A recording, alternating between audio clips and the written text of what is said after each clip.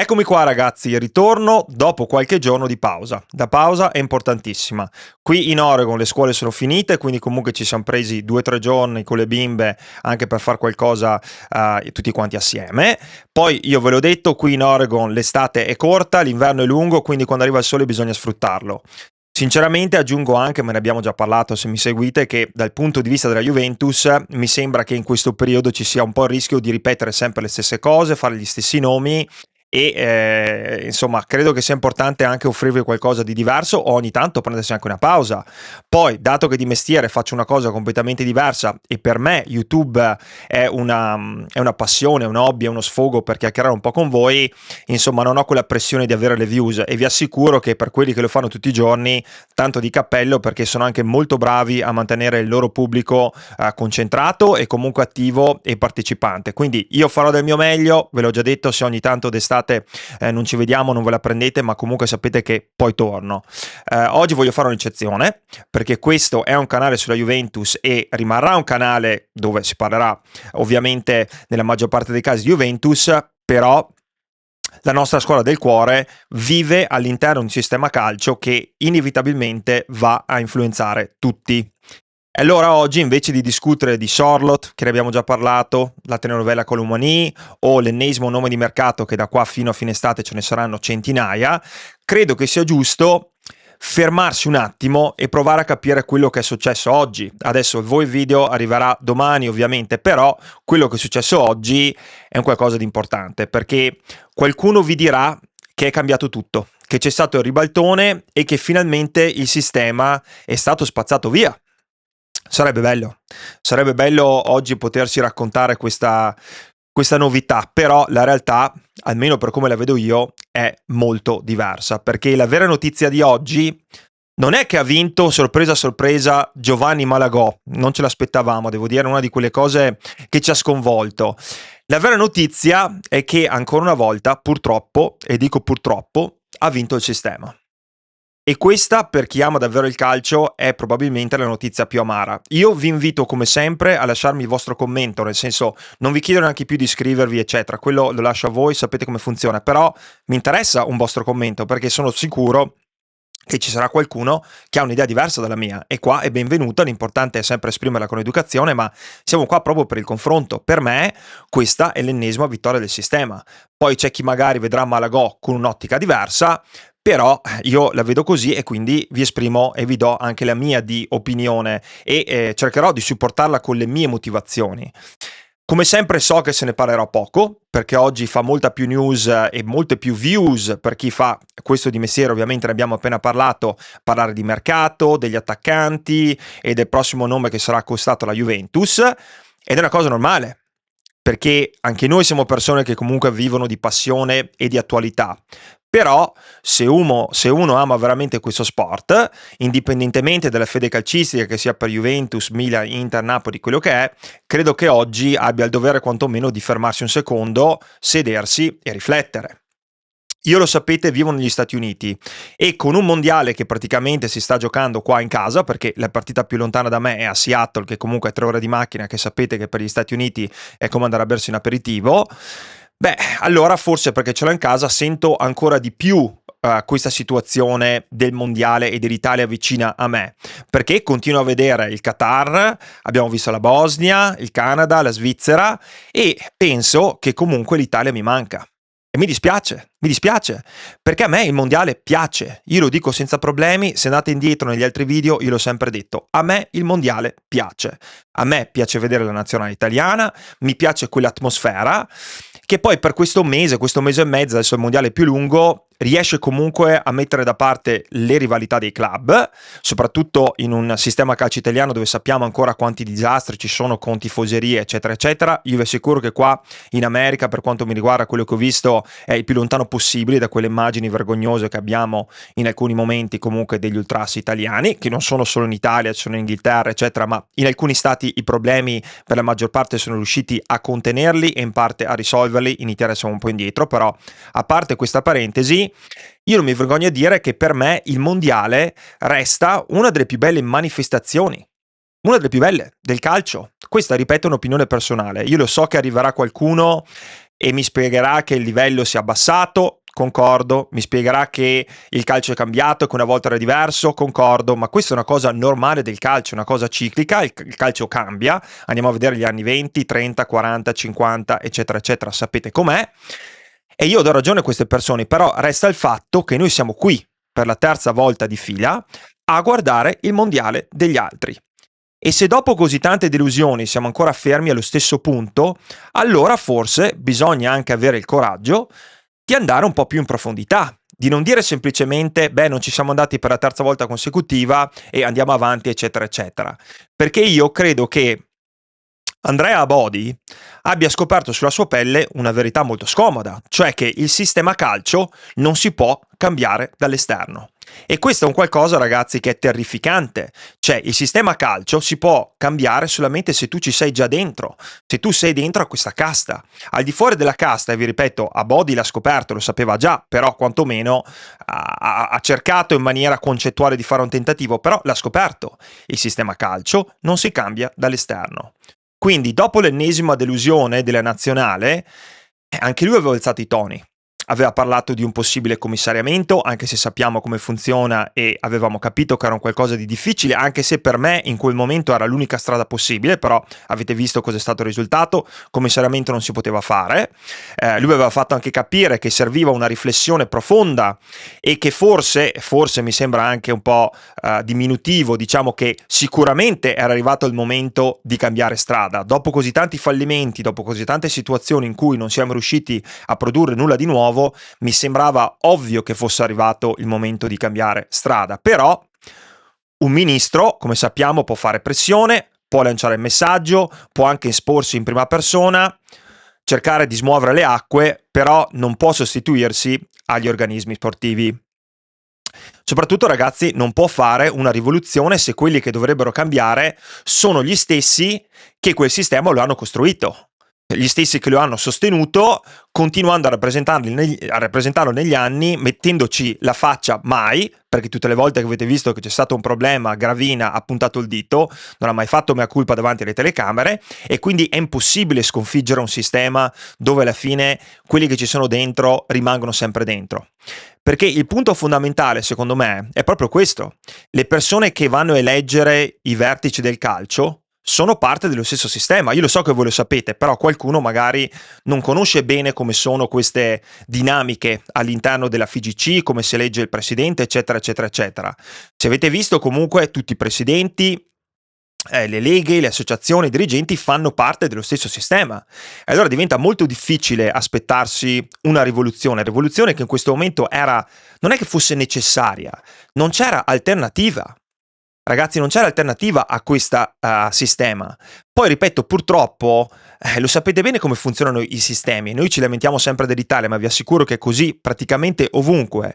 I sistemi quasi sempre non votano per trasformarsi.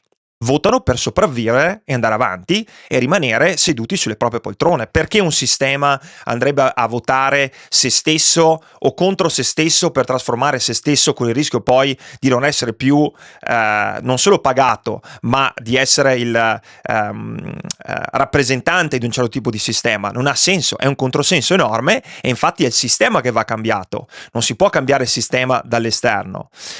Ed è per questo, ragazzi, che secondo me oggi non è stato semplicemente eletto un uomo o un nuovo nome.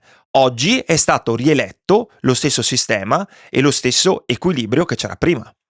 E questa, ragazzi, è una differenza enorme. Perché il problema non è Gravina e probabilmente non sarà neppure Malagò. Il problema è molto più profondo ed è molto più radicato. Tutti conoscono i veri problemi del calcio italiano. Ne abbiamo parlato forse alla nausea, ma ne hanno parlato tutti. Ma anche quando ci incontriamo tra tifosi, non abbiamo bisogno di avere un ministro o comunque il nuovo presidente della FIGC per raccontarci cosa non va. C'è chi porta i figli a calcio ogni settimana, sa benissimo, a partire dai vivai, come sono insufficienti, mal organizzati, dove comunque sono costosi, eccetera. C'è problema infrastrutture che sono obsolete, ma non solo nel mondo del calcio. Insomma, basti vedere in Italia Italia quanti problemi ci siano di infrastrutture, la sostenibilità economica che non esiste più nel calcio, non ci si riesce a sostenere. Io faccio sempre il rapporto con la Juventus, dove comunque tanti tifosi dicono: ma Elkan, ci butti dentro i soldi, facciamo l'aumento di capitale. Ma ragazzi, io ho un'azienda, se tu devi metterti a fare prima di tutto l'aumento di capitale funziona in maniera diversa da come si è percepito comunque da chi sta fuori. Non è che tu metti dentro il capitale nuovo e poi puoi investire chissà che, funziona in maniera diversa. Ma a parte i tecnicismi, se tu continui a buttare dentro soldi a un'azienda, vuol dire che fondamentalmente l'azienda ha due cose: o è in fase di espansione enorme, quindi vuol dire che ha quel capitale che va a reinvestire per crescere, oppure non sta andando bene fondamentalmente. Queste sono le due cose. Poi se voi la pensate in maniera diversa, lasciate il commento qua sotto, perché siamo qua per chiacchierarne.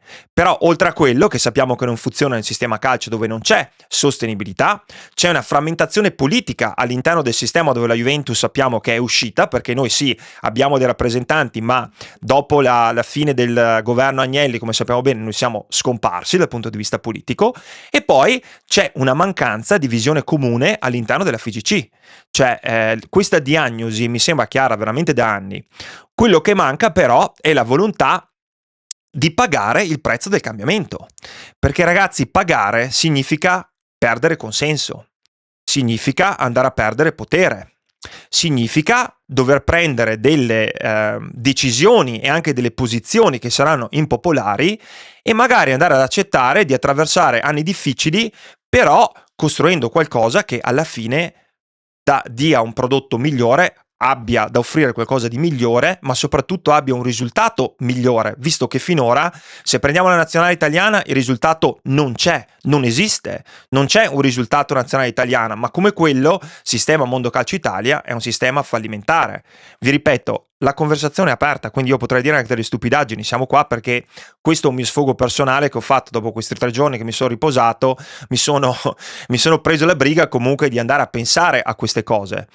E ragazzi, è qui che secondo me arriva la riflessione più amara che vi voglio fare. Cioè, il calcio italiano non soffre per la mancanza di una diagnosi. La diagnosi c'è e ce l'abbiamo. Soffre per mancanza di volontà. C'è una mancanza di volontà da parte del sistema di risanare i propri problemi. Perché quando un sistema è in difficoltà, ed è come un'azienda, non è che cambia molto, spesso preferisce sopravvivere piuttosto che guarire, perché è molto più facile. Ve l'ho spiegato le motivazioni. Per guarire devi prendere delle decisioni che vanno comunque a cambiare il corso di chi c'è dentro a quell'azienda in quel momento. Se le cose non funzionano, detta in parole povere, devono saltare le poltrone. Allora ragazzi, il fallimento della nazionale purtroppo non ha prodotto la rivoluzione di cui noi fruitori, perché quello che mi fa arrabbiare è che noi siamo i fruitori di questo prodotto. Cioè il sistema calcio senza di noi non esiste. Perché è un sistema dove è chiaro che le televisioni e i diritti televisivi, gli sponsor la fanno da maggiore, ma in realtà tutto quello arriva perché noi siamo qua adesso, anche nel nostro piccolo, a parlare di YouTube, su YouTube di calcio, di sport, eccetera. Se non si va allo stadio, se non si compra la maglietta, se non si guarda la televisione, non ci sono più soldi, e per uno che vive negli Stati Uniti, dove hanno fatto del cooling break una nuova forma di business, capite bene che questa idea ce l'ho ben chiara. Però questo non cambiamento che c'è stato nella FIGC ha semplicemente prodotto un riassetto interno. Sono cambiati alcuni nomi, cambieranno, qualche faccia cambierà, magari qualche poltrona anche, magari proprio per accontentare il pubblico, accontentare noi, la audience come si dice, però gli equilibri rimangono esattamente gli stessi. E quando cambiano i volti ma non cambiano gli equilibri, cambia la forma ma non cambia la direzione. E noi questo discorso, onestamente, l'abbiamo fatto identico per quanto riguarda la Juventus. Cioè, capite dove stiamo arrivando? Capite che è un disco praticamente rotto. Facciamo gli stessi discorsi su un sistema calcio Italia che non funziona, e dopo, chiaramente con le dovute diversità, lo possiamo rapportare al nostro ecosistema Juventus. Mi sembra che sia un concetto che non fa una piega. Questo, ragazzi, non vuol dire essere sempre negativi, non vuol dire trovarsi qua a sputare sulla propria squadra. Io, ragazzi, sono negli Stati Uniti, faccio un altro mestiere e vi assicuro che potrei non mettermi qua a chiacchierare con voi sulla Juventus, lo faccio semplicemente per passione, quindi quando mi ascoltate capite bene che la passione per la Juve, quella non si tocca. Cioè io posso avere magari una contestazione per quanto riguarda un calciatore che non mi piace, un dirigente, ma la Juventus è la fede prima, che è proprio è un qualcosa che non può essere negoziabile, altrimenti non saremo qua a chiacchierarne. Però mi sembra che ci siano delle cose che si assomigliano tra il sistema Calcio Italia che non sta funzionando e la Juventus che comunque non sta funzionando, che cerca di cambiare una sedia, quella di Carnevali, giusto, che prima era Comolli, prima era Giuntoli, eccetera, eccetera, eccetera. Però alla fine il risultato è uguale. Perché? Perché il sistema in questo momento non sta funzionando. Voi vi ricordate quante suggestioni abbiamo sentito in questi mesi prima che poi si arrivasse al finale più scontato, che è quello di Malagò? C'è stato il discorso della rifondazione, poi avete sentito il nome di Guardiola. Cioè ragazzi, Guardiola a me ha fatto venire la pelle d'oca, perché l'idea di Guardiola, anche se so che magari sarebbe stata, ovviamente era quasi impossibile, ma poi ci sarebbe stato questa lunga attesa per ritornare grandi, però sapevo che mi avrebbe ricostruito il sistema. Si è parlato di rivoluzione, di grandi cambiamenti, subito tutti qua su YouTube, appena la Juventus, appena l'Italia ha perso contro la Bosnia, tutti qua a fare il classico video, perché poi io non voglio fare polemica, ma voi lo sapete, si fa il video sulla nazionale solo quando gioca la nazionale e una volta ogni tanto, perché noi lo sappiamo che su YouTube la nazionale, soprattutto dagli youtuber più giovani, è un po' bistrattata, perché giustamente non l'hanno neanche mai vissuta, sono 12 anni che non vedono comunque l'Italia fare nulla di interessante, è normale che sia così, però per me è un qualcosa che non possiamo lasciare semplicemente e non parlarne. Io lo so che questo canale non conta nulla nell'ecosistema, siamo un granellino di sabbia, ma è nostro dovere, per gente che parla di sport, andare a sottolineare come fino a 3 mesi fa, 2 mesi fa, si parlava di rivoluzione, di rifondazione, tutti indignati, grandi cambiamenti. Poi però la realtà, ragazzi, la conoscete bene. È sempre più forte di quelle che sono le suggestioni. E allora, dopo questi mesi passati lì con le prime 2 settimane dove tutti, anche i giornalisti, disdegno, poi adesso pian pianino della nazionale italiana non ne parla più nessuno, e allora ci troviamo qua a parlare ancora di Mancini. Di Mancini, ragazzi.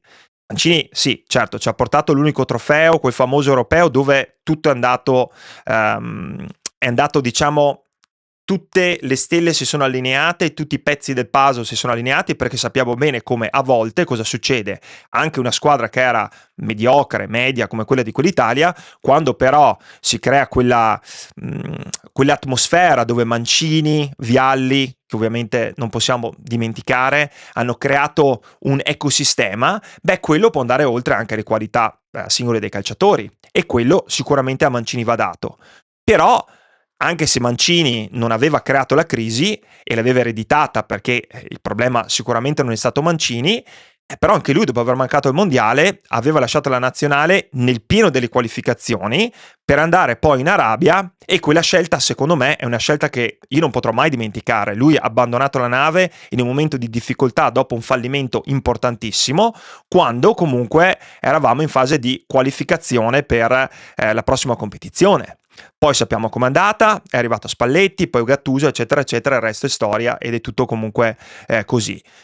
Poi lo sapete, domani arriverà qualcun altro, però se continuiamo a cambiare gli uomini senza affrontare le cause profonde che ci sono in questo sistema, allora forse mi sembra chiaro che i problemi non sono mai stati davvero gli uomini, il problema è il sistema in sé. Allora eccoci qui a pochi mesi da questa indignazione generale, tutto è già passato, ci sediamo sul divano e ci godiamo il mondiale degli altri, perché non è mai il nostro mondiale, ormai da 12 anni non lo è il mondiale altrui. Però nel momento che siamo lì seduti in relax con la nostra bella birretta, continuiamo a raccontarci che la prossima volta sarà diversa, perché tanto adesso è arrivato il prossimo che sarà Mancini, Malagò e viceversa.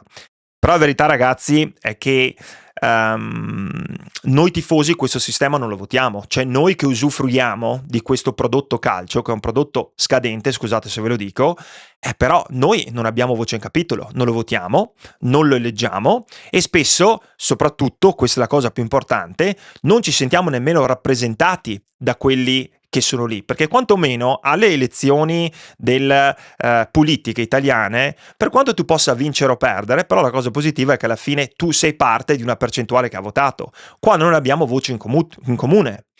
Eppure, ragazzi, andando avanti così, vediamo come funziona questa situazione, perché visto che noi non ci sentiamo rappresentati, troviamo un sistema che si continua a proteggere, si sostiene da solo e a vicenda e ha sviluppato quelli che potremmo definire degli anticorpi talmente forti da diventare quasi immune, anzi sicuramente completamente immune al cambiamento.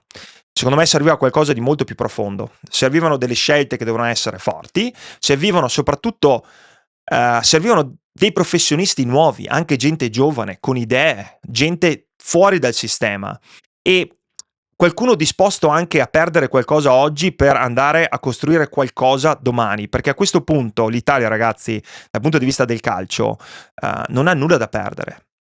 Cioè, salvare il calcio italiano oggi non significa organizzare un grande evento come ha fatto Malagò con le Olimpiadi invernali di Cortina o fare la nuova operazione d'immagine per creare marketing.